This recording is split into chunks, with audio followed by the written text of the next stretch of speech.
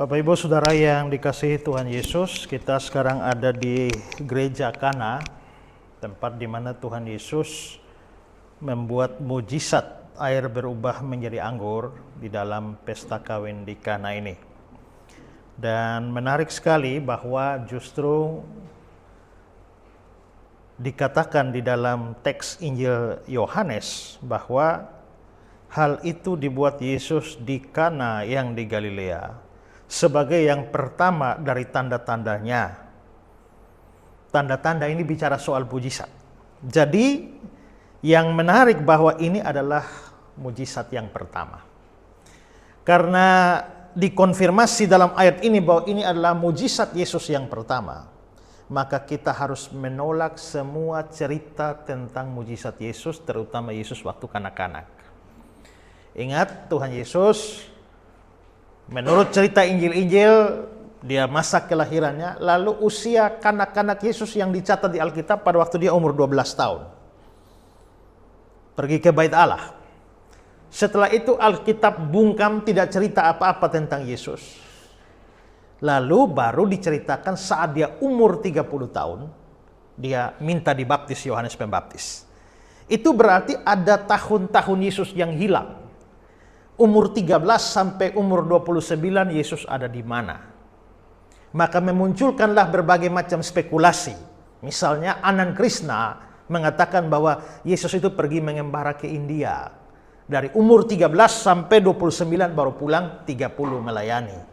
Nicholas Notovix dalam bukunya The Lost Years of Jesus, dia mengatakan bahwa ada data di perpustakaan Tibet di kaki gunung Himalaya, ada biara di sana. Dan katanya dalam perpustakaan itu ada data bahwa seorang bernama Yesus pernah tinggal di sana. Ya, jadi Yesus pergi mengembara di Himalaya dan menjelang 30 baru datang dan melayani. Nah, karena itu jugalah maka memunculkan begitu banyak cerita tentang Yesus. Ada namanya Pseudo Gospel of Matthew, Injil Matius yang palsu sebenarnya, ya. Itu banyak cerita, bahkan misalnya waktu Yesus dan orang tuanya ditakut sama Herodes lalu pergi ke Mesir, itu banyak mujizat terjadi di jalan. Misalnya waktu Maria dan Yusuf kehausan, ada pohon kelapa yang tinggi, lalu Yesus hanya merintahkan pohon kelapa merunduklah. Maka pohon kelapa merunduk, lalu diambillah buahnya, setelah itu berdiri lagi, ya. Termasuk ada cerita tentang orang Yesus membentuk dari tanah liat burung, seekor burung, setelah itu lalu jadilah burung hidup. Itu dalam cerita Pseudo Gospel of Matthew. Tapi yang anehnya cerita yang sama kok masuk Quran. Apakah Quran dapat dari mana? Ya, jangan-jangan dari Pseudo Gospel itu. Dan bukan jangan-jangan, saya yakin ya. Ada banyak cerita tentang mujizat Yesus, termasuk dia meneduhkan naga-naga, terlalu banyak. Saya menulis sebuah buku dengan judul yang sama dengan Nicholas Notovix, The Lost Years of Jesus, tahun-tahun Yesus yang hilang. Saya bantah Anand Krishna, saya bantah Nicholas Notovix, dan juga saya mengutip begitu banyak cerita tentang mujizat-mujizat Yesus pada zaman itu.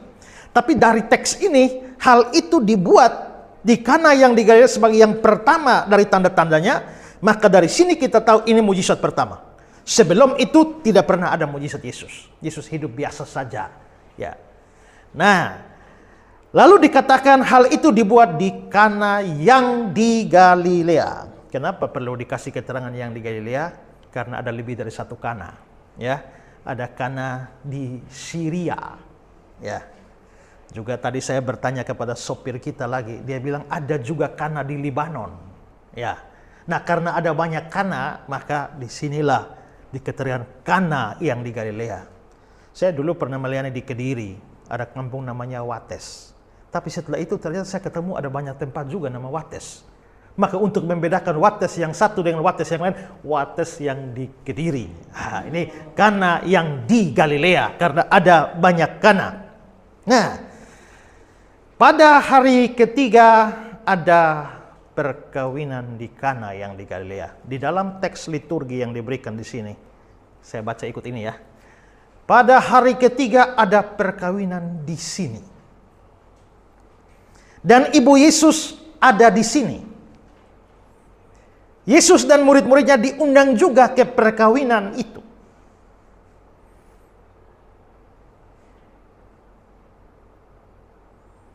Siapa yang kawin?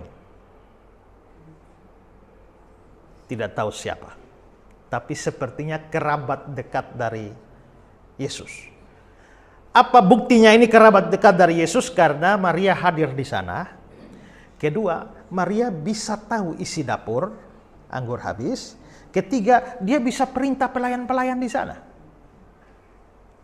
Maka ada yang mengatakan bahwa ini yang menikah ini adalah keponaannya Bunda Maria. Maria mempunyai saudara perempuan bernama Salome, dan ini anaknya Salome yang menikah. Dugaan begitu, dan ini acara keluarga. Lalu muncul pertanyaan, kalau ini acara keluarga, kenapa Yusuf tidak muncul? Nah, kemungkinan besar Yusuf sudah mati. Karena itulah di Matius pasal 13, bukankah ia ini anak tukang kayu? Tapi di versi Markus pasal 6 ayat yang ketiga, bukankah ia ini tukang kayu? Maka Yesus anak tukang kayu, tapi belakangan dia menjadi tukang kayu. Kenapa? Papanya sudah mati. Maka dia menggantikan pekerjaan papanya sebagai tukang kayu. Maka Yusuf mungkin sudah mati sehingga dia tidak hadir di situ. Ya. Lalu dikatakan mereka kekurangan anggur. Nah, kenapa harus ada anggur? Karena memang anggur itu, ya kemarin kita dengar ya bahwa memang anggur itu utama di sini ya. Nah, itu mungkin sama dengan kopi kalau kita, teh kalau kita di Kupang. Harus semua rumah harus punya stok anggur. Dan menurut rabi-rabi, tidak ada anggur, tidak ada sukacita.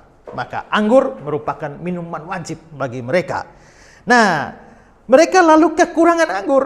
Mengapa bisa kurang anggur?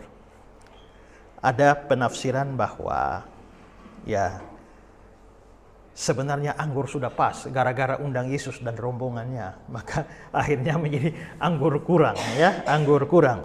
Tapi mungkin alasan yang juga perlu dipertimbangkan karena pesta kawinnya orang Yahudi dan kita berbeda. Kalau kita ya pesta kawin hari ini selesai kan, tapi orang Yahudi pesta kawinnya 7 hari, open house 7 hari ya. Nah, karena 7 hari itu harus menerima siapa saja yang datang. Mungkin di luar perkiraan sehingga akhirnya anggur habis. Ibu Yesus berkata kepada mereka, mereka kehabisan anggur. Kata Yesus kepadanya, mau apakah engkau daripadaku, ibu? Mau apakah engkau, ibu? Sebenarnya ibu ini adalah terjemahan Indonesia yang sudah diperhalus. Kata Yunaninya adalah gunai.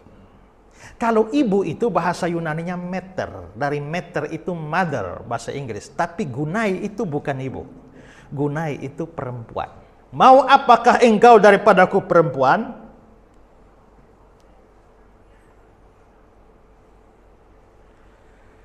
Kalau ibu tiba-tiba memanggil Jane, di manakah kau? Lalu Jane menjawab, mau apakah engkau daripadaku, hai perempuan? Itu bapak bangun dia habis itu ya kan. Ya itu kurang ajar itu ya kan. Nah, sehingga ada orang berkata, wah kenapa Yesus kok terlalu kurang ajar memanggil ibunya gunai? Memang digunakan misalnya Yesus di atas kayu salib. Dia bilang kepada Yohanes, hai Yohanes, inilah ibumu. Ya. Nah itu memang, dan kalau Yesus, Maria disebut sebagai ibu Yesus, secara tidak langsung orang lain yang menyebut pakai meter, mother. Tapi kalau Yesus menyebut Maria tidak pernah pakai meter. Berarti dia tidak pernah panggil Yesus mama. Tapi perempuan. Nah, apakah ini kurang ajar? Tidak. Karena budaya. Ya. Kalau kita nonton film barat kan, ya orang panggil bapaknya, ya ada anaknya. Hendra, dari mana kau? Kita kalau di timur kau panggil nama saya cekik kamu itu ya. Kurang ajar sekali ya. Nah, tapi kan di barat kan, kita nonton filmnya anak-anak panggil orang tua begitu juga, itu bukan sesuatu yang tidak sopan. Nah, pada budaya waktu itu bukan sebuah ketidaksopanan. Karena itu dipanggil, mau apakah engkau daripadaku, ibu, gunai, perempuan? Tapi kalau memang itu tidak sopan, tapi kenapa tidak pakai meter, tapi harus pakai gunai?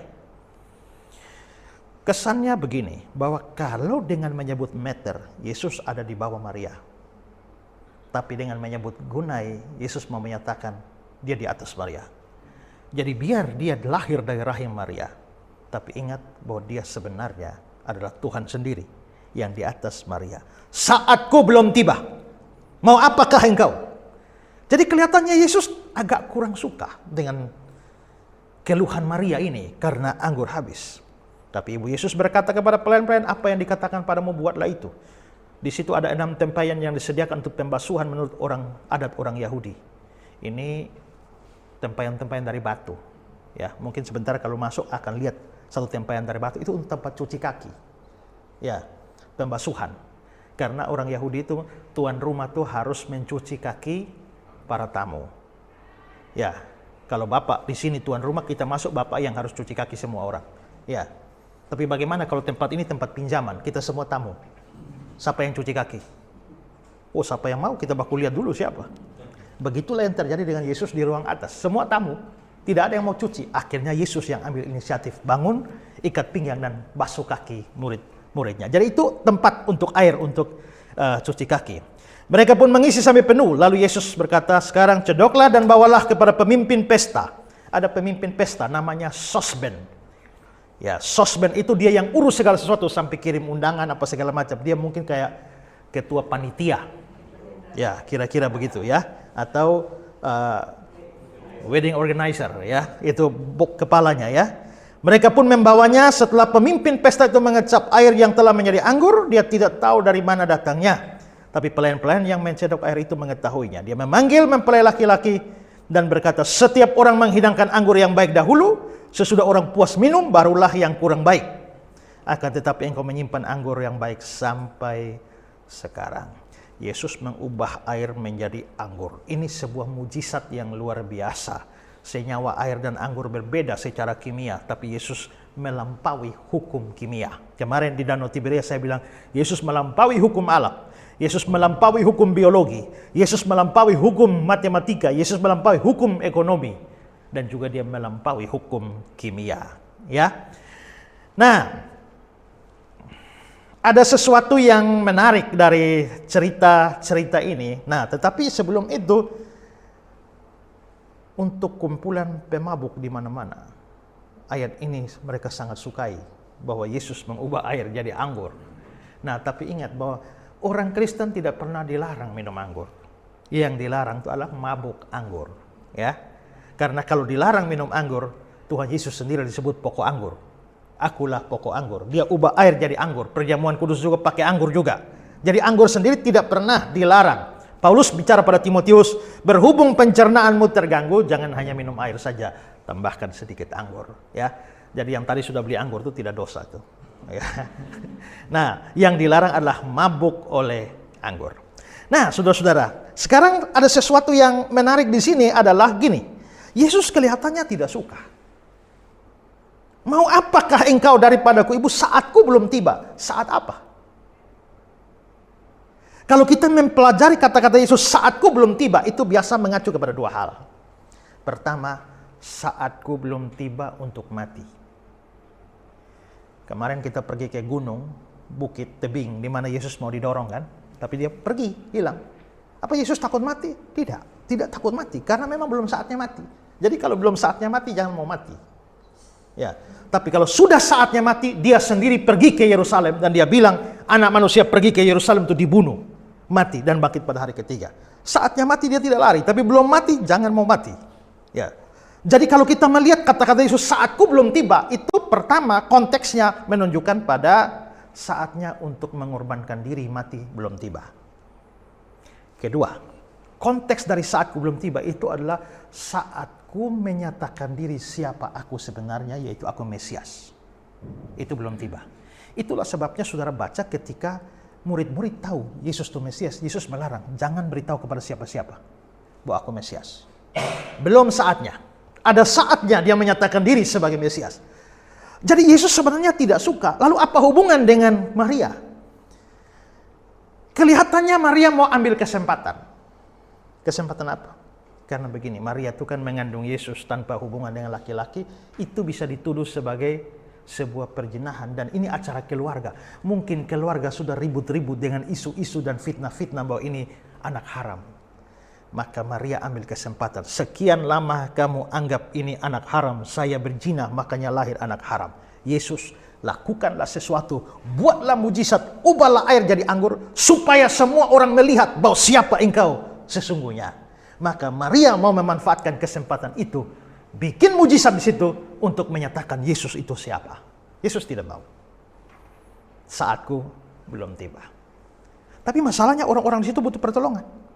Kalau begitu bagaimana cara Yesus mengaturnya? Yesus menyuruh orang isi air, ubah jadi anggur, bawa ke sana. Lalu coba lihat. Lalu mereka pun membawanya setelah pemimpin pesta mengecap air yang telah menjadi anggur dan dia tidak tahu dari mana datangnya. Tapi pelayan-pelayan yang mencedok air itu mengetahui. Dia memanggil mempelai laki-laki dan berkata, setiap orang menghidangkan anggur yang baik dahulu, sesudah orang puas minum, barulah yang kurang baik. Akan tetapi engkau menyimpan anggur yang baik sampai sekarang. Ini pujian. Pemimpin pesta memuji. Memuji siapa?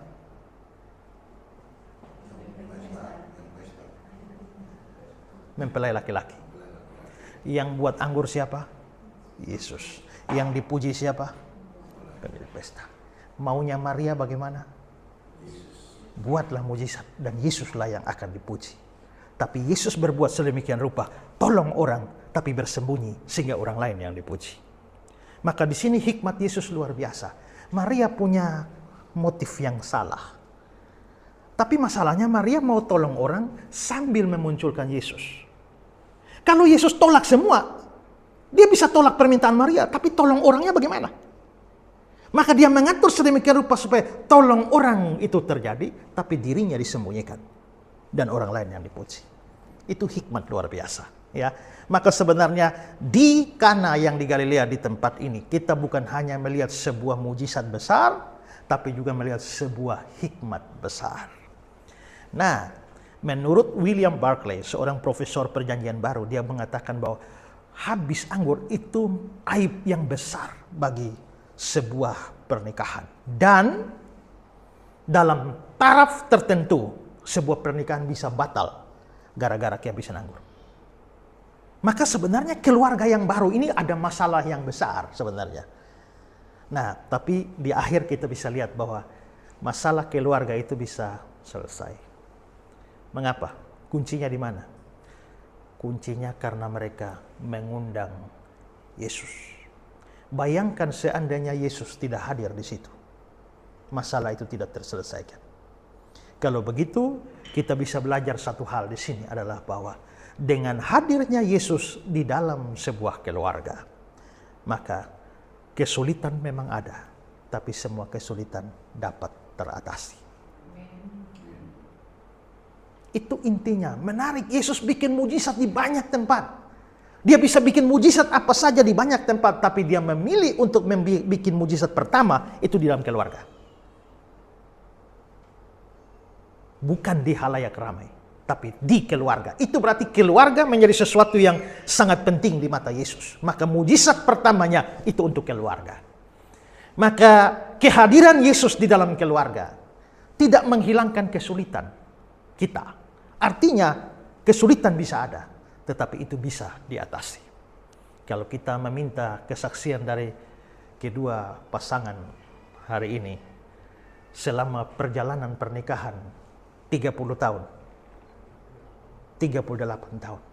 Apa mereka tidak ada kesulitan? Pasti ada kesulitan. Kenapa bisa bertahan sampai hari ini? Karena Yesus pernah dihadirkan di dalam pernikahan ini. Ya. Kedua, biasanya orang itu stok anggur itu mulai dari anggur kelas atas, lalu kelas 2, kelas 3, KW1, KW2, KW3. Tapi perhatian yang di sini dia bilang bahwa setiap orang menghidangkan anggur yang baik dahulu, sesudah itu orang puas minum baru yang kurang baik. Akan tetapi engkau menyimpan anggur yang baik sampai sekarang. Kamu ini stabil, dari sini anggur nomor 1. Kamu berbeda dari orang lain. Kamu tidak sama dari orang pada umumnya. Kenapa bisa berbeda? Karena ada Yesus di dalam pernikahan itu. Pernikahan dan keluarga akan tampil beda kalau Yesus hadir di dalamnya. Hari ini dunia dilanda dengan hidup yang keluarga yang penuh dengan kekacauan dan juga perceraian dan sebagainya. Saya pernah punya daftar rekor dunia orang cerai. Ya, ada orang nikah 1 tahun kemudian cerai, ada yang berapa 3 bulan kemudian cerai, ada yang cerai. Dan saya teringat di Indonesia ada Farid Harja yang hanya menikah dan beberapa jam kemudian langsung cerai. Tapi ternyata saya lihat masih ada rekor dunia. Ada orang yang habis nikah berapa menit kemudian langsung cerai. Pernikahan kelihatannya menjadi sesuatu yang buruk. Belum lagi di daerah-daerah tertentu itu ada pemberkatan laki dengan laki, perempuan dengan perempuan, ya. Dan ini ke dunia makin kacau, ya.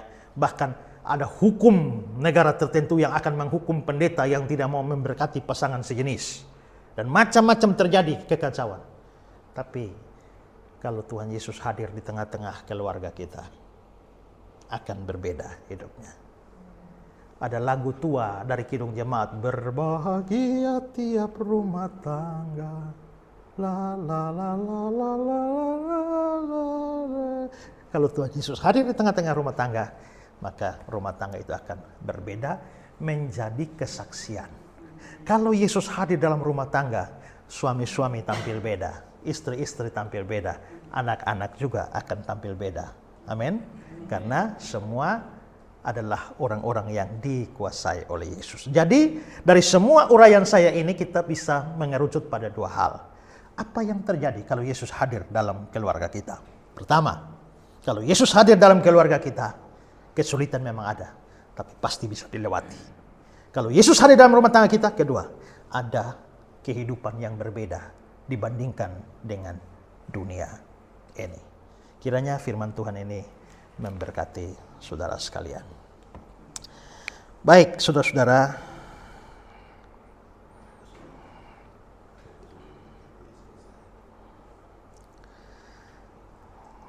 pada hari ini kita juga akan sama-sama untuk mengikuti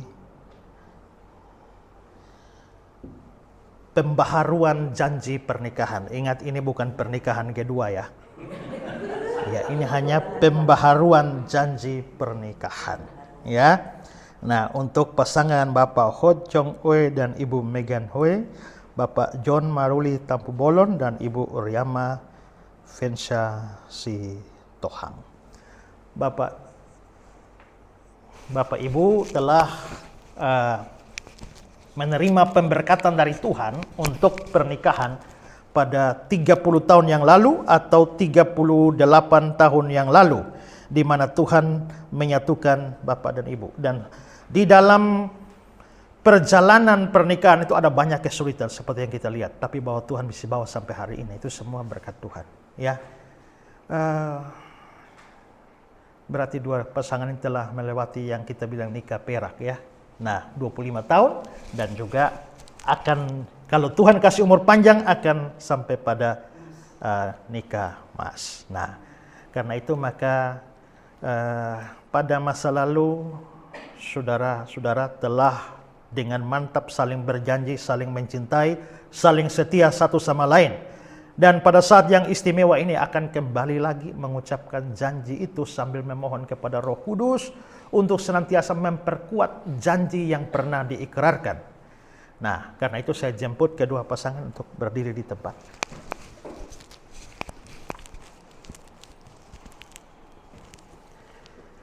Dan sekarang sebelum peneguhan diberikan, saya akan mengajukan beberapa pertanyaan kepada saudara-saudara, dan saudara-saudara akan menjawab seperti yang saya tanyakan. Untuk kedua pasangan, apakah saudara-saudara sungguh dengan ikhlas hati hendak memperbaharui janji nikah saudara-saudara pada hari ini? Apakah saudara-saudara bersungguh-sungguh? Bersediakah saudara-saudara untuk tetap saling mencintai, membantu dan menghormati sepanjang hidup? Apakah bersedia?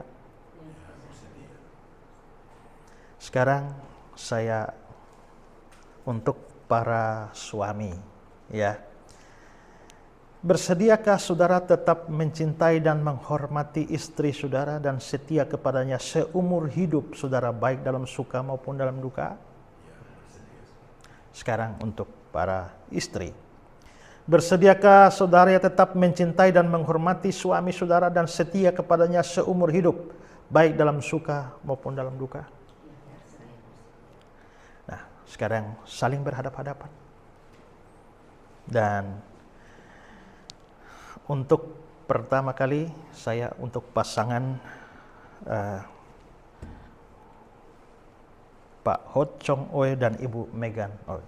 Sekarang untuk Pak Hot Chong Oei untuk mengucapkan kembali janji peneguhan di hadapan Tuhan.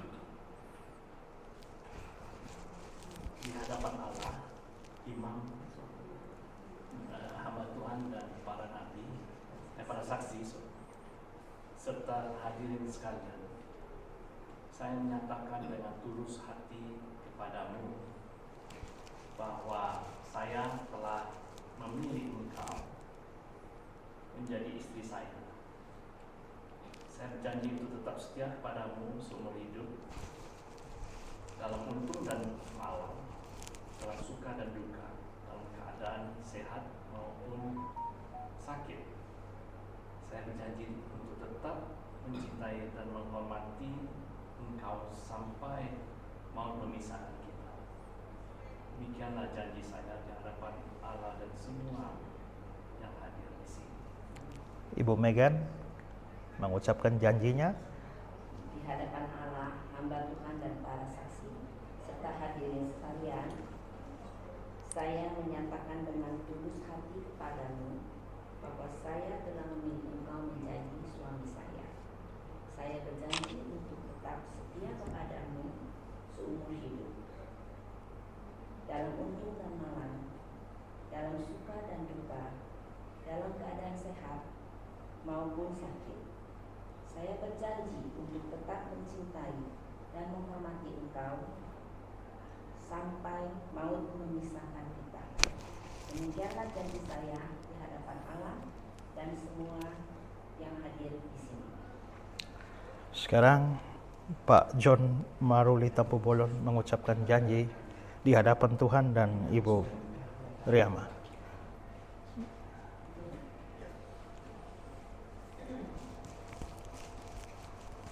Di hadapan Allah, hamba Tuhan dan para saksi, serta hadirin sekalian, saya menyatakan dengan tulus hati kepadamu bahwa saya telah memilih engkau menjadi istri saya. Saya berjanji untuk tetap setia kepadamu seumur hidup, dalam untung dan malam, dalam suka dan duka, dalam keadaan sehat maupun sakit. Saya berjanji untuk tetap mencintai, menghormati engkau sampai maut memisahkan kita. Demikian janji saya di hadapan Allah dan semua yang hadir di sini. Ibu Riama.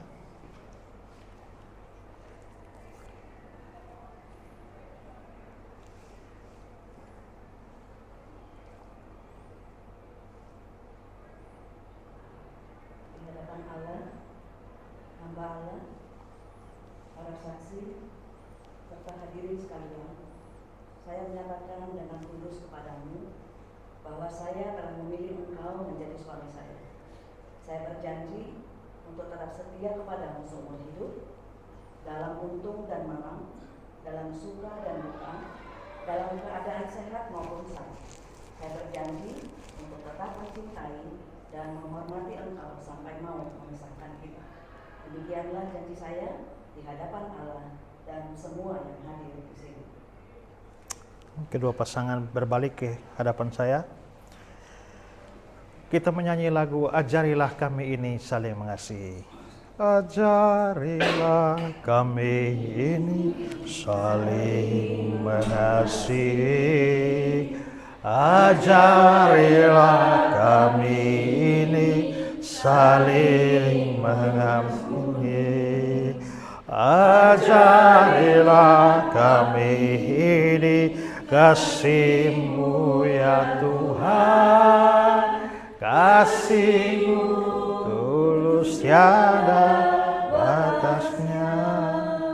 Sekarang untuk pasangan Pak Hot Chong Oei dan Ibu Megan Oei untuk mengambil tempat di depan saya, persis di depan altar. Agak maju lagi. Kedua tangan seperti ini. di atas satu yang akan yang lain.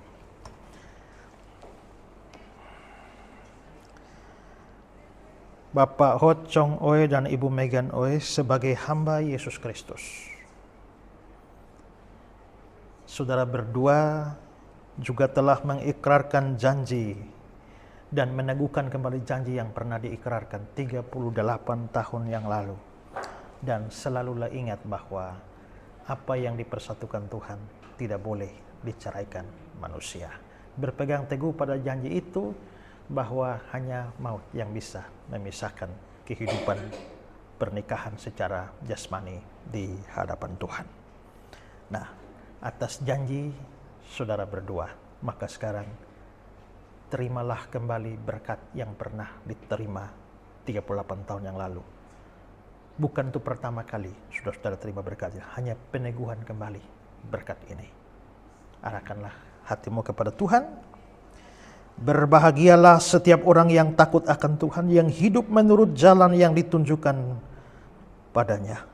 Kiranya Tuhan memberkati saudara berdua dari Sion, supaya saudara melihat kebahagiaan seumur hidupmu dan melihat anak-anak dari anak-anakmu.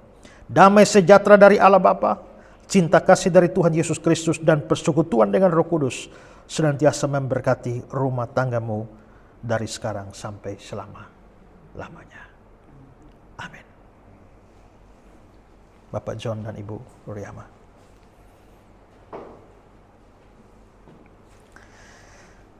Pak John dan Ibu Riama 30 tahun yang lalu telah mengikrarkan janji setia di hadapan Tuhan. Dan bukan sebuah kebetulan bahwa hari ini Tuhan memberi kesempatan untuk kembali meneguhkan. Perjalanan sudah begitu sulit dalam 30 tahun ini. Tapi kalau sampai ada hari ini, Tuhan ada di tengah-tengah saudara-saudara. Karena itu sekali lagi saudara berdua telah mengulangi kembali janji itu.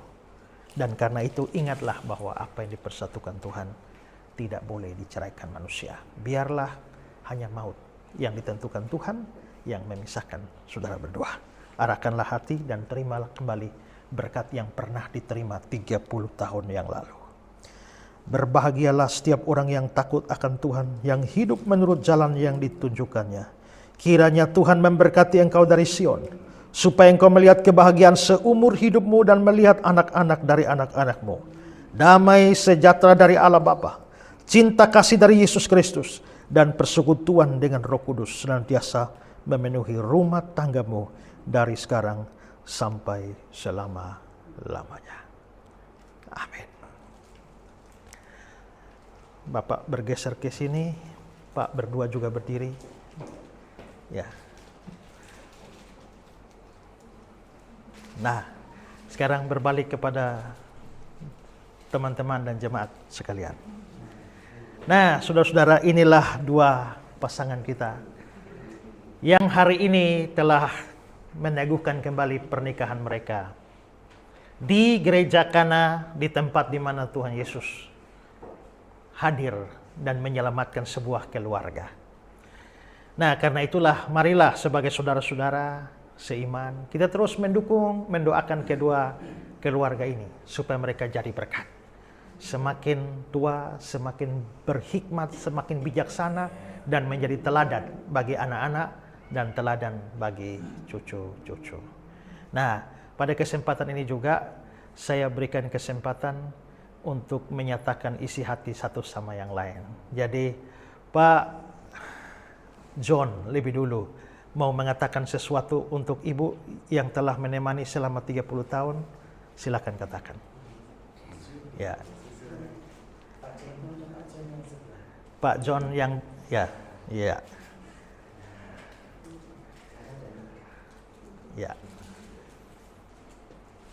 Baik, terima kasih Pensia, engkau telah mendampingi saya lebih kurang 30 tahun. Saya tahu seperti dalam firman ada banyak kesulitan yang kita hadapi. Tapi kita menghadirkan Tuhan Yesus dalam keluarga kita. Sehingga semua bisa berlalu dan semua bisa mencapai sukacita membesarkan anak-anak Joshua dan Jane menjadi anak Ibu mau ngomong sesuatu pada Bapak. Terima kasih suami tercinta John yang bersama-sama menjalani kehidupan panjang 30 tahun, jauh-jauh banyak waktu yang secara terpisah kita jalani, tapi Tuhan tetap hadir dan Tuhan yang bekerja untuk semua, baik mencapai cita-cita maupun membesarkan anak-anak, dan sampai sekarang semua Tuhan berikan semua apa yang kita inginkan, dan terus di dalam kehidupan selanjutnya Tuhan berikan yang terbaik. Terima kasih untuk bimbingan Papa selama ini dan pengertian dan menjadi panutan, menjadi imam di dalam keluarga ini. Terima kasih. Ya. Cium dulu untuk dokumentasinya. Iya. Ya. Nah. Grogi.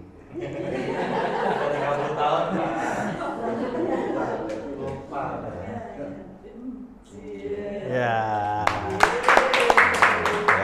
Oke, bergeser ke kanan dan Pak Hot Chong Oi.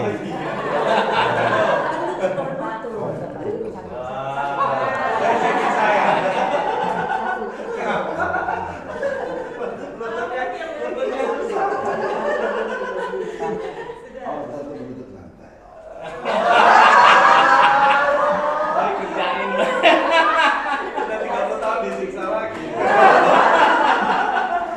Oke. Ya. Sekarang Pak Hot dan Ibu Megan bersama saling mengucapkan sesuatu seorang kepada yang lain. Pertama-tama saya mengucapkan terima kasih kepada Bapa di surga. Dengan hal ini merupakan suatu hal yang luar biasa bagi kami berdua, terutama saya. Berkat yang berlimpah tanpa ada perencanaan hari ini di bawah pimpinan Pak Esta dan kawan-kawan semua yang begitu baik, kami telah berhasil mengumpulkan perkawinan kami yang mungkin pada saat 38 tahun lalu kami lakukan merupakan suatu hal yang tidak lebih berkesan daripada hari ini. Nah, saya juga berterima kasih kepada istri saya Megan, karena ada satu hal yang perlu saya sampaikan di sini. Saya merasakan bahwa beliau ini berbeda dengan suatu konsep yang orang katakan ia menikahi orang yang dia cintai. Tapi kenyataannya Megan adalah mencintai orang yang dia nikahi. Nah, kemarin Hendra secara bergurau kepada saya, gimana? Wah, ini pasangan sudah lama kenal, ini gimana masa romantisnya? Nanti kita akan share karena ada waktu sini nggak memungkinkan. Nah, ucapan saya terima kasih ini, dan sekali lagi ini merupakan suatu dokumentasi yang luar biasa yang akhirnya saya ingin berlutut dan sesuai dengan gaya-gaya anak muda sekarang saya mengatakan, apakah kau bersedia menikahiku? Pasti. Terima kasih. Iya. Ibu Megan mungkin mau ngomong sesuatu untuk Pak Hot? Ya, saya ingin mengucapkan juga terima kasih kepada Tuhan Yesus saya yang luar biasa. Tanpa Tuhan, saya tidak mungkin mengarungi bahtera perkawinan kami 38 tahun ini. Semuanya karena Tuhan. Jadi kami mempunyai untungnya satu fondasi yang sama, yaitu Alkitab, jadi firman Tuhan. Tidak ada yang tidak mungkin oleh Tuhan Yesus. Kalau kita mengalami sesuatu masalah atau apapun lah dalam kehidupan kita sendiri, kehidupan perkawinan kita, saya selalu punya satu prinsip, yaitu ingat kepada salib Yesus. Bagaimana Tuhan Yesus seorang Tuhan ya bisa dispit, diludahi, dipukulin, di pinggul salib itu kan sampai ke Golgota. Kalau udah ingat itu, apa yang saya alami itu, kecilnya minta ampun, tidak ada apa-apanya bagi saya. Jadi saya bisa sukacita kembali, saya bisa menghapus air mata saya. Itu saja. Oke. Yang selama ini. Jadi Ibu, Terima kasih. saya tidak minta Ibu mengatakan sesuatu kepada kita semua. Oh, kepada Katakan kepada suami. Iya, nah, suamiku yang tercinta, saya mencintai Anda selamanya sampai mau memisahkan kita, dan berkat Engkaulah, maksudnya yang memimpin, yang menjadi iman dalam rumah tangga kita. Makanya perahu ini bisa berlayar dengan baik dan selamat. Terima kasih. Ya, untuk dokumentasi silakan. Ya, Bapak berdua ada di depan sambil tetap menghadap kepada jemaat. Pak Hendra akan berdoa untuk kedua keluarga ini, untuk rumah tangga kedua keluarga ini bersama dengan anak-anak mereka. Ya, lalu juga sekaligus doa untuk seluruh keluarga Kristen, jadi berkat bagi semua. Mari kita berdoa. Bapa di dalam kerajaan sorga, kami bersyukur Tuhan. Di dalam ibadah pagi hari ini, Engkau ingatkan betapa Engkau adalah Tuhan yang luar biasa, peduli membantu orang yang memerlukan. Engkau begitu ajaib Tuhan. Engkau begitu care terhadap pernikahan. Dan kalau pada saat ini Tuhan Engkau meneguhkan pernikahan dari kedua saudara kami menjadi teladan. 30 tahun bahtera rumah tangga keluarga Bapak John, 38 tahun bahtera rumah tangga dari Bapak Osman. Penyertaan yang menjadi teladan bagi kami semua. Kami bersyukur Tuhan, tetapi tidak berhenti pada angka ini Tuhan. Kami percaya Ebenezer, Engkau akan terus menyertai kedua bahtera rumah tangga saudara, baik Bapak Osman dengan Bu Megan dan Bapak John istri. Kami percaya Tuhan, Engkau memberkati mereka terus.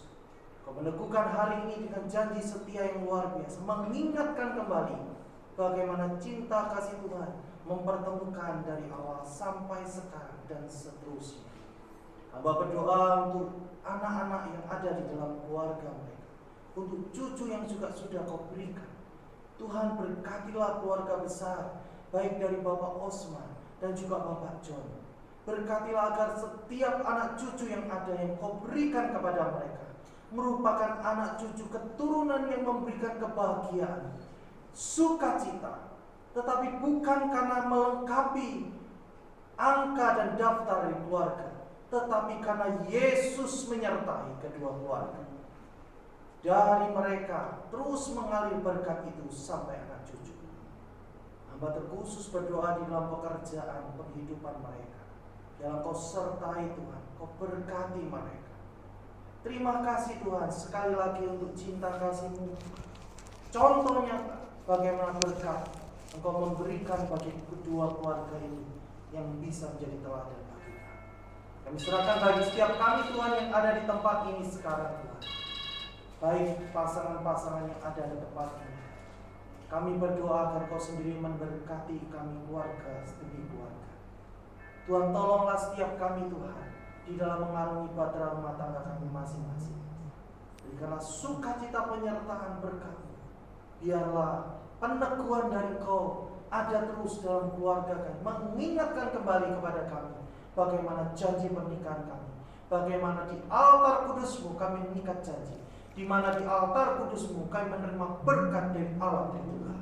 Terima kasih Tuhan, terima kasih untuk hamba-Mu Pendeta Esra yang selalu membimbing kami, memimpin ibadah ini dan memimpin perjalanan rohani saat ini.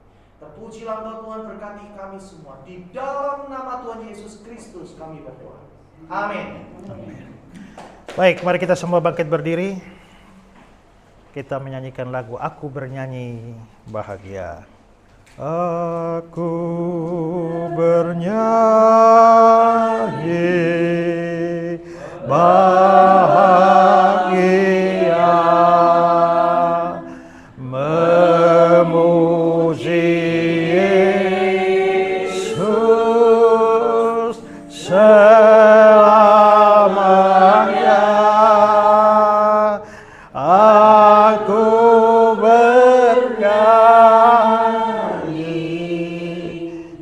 bahagia memuji Yesus selamanya. Mari kita semua arahkan hati kepada Tuhan, secara khusus dua pasang keluarga yang baru kembali meneguhkan pernikahan di hadapan Tuhan. Mari kita semua masuk dalam hidup kita dengan membawa berkat Tuhan. Kiranya anugerah dari Tuhan Yesus Kristus, pengasihan dari Allah Bapa dalam persekutuan dan kekuatan dari Roh Kudus menyertai saudara-saudara, menyertai keluarga saudara, suami istri, anak-anak, orang tua, dari sekarang ini sampai selama-lamanya. Amin. Amin. Amin.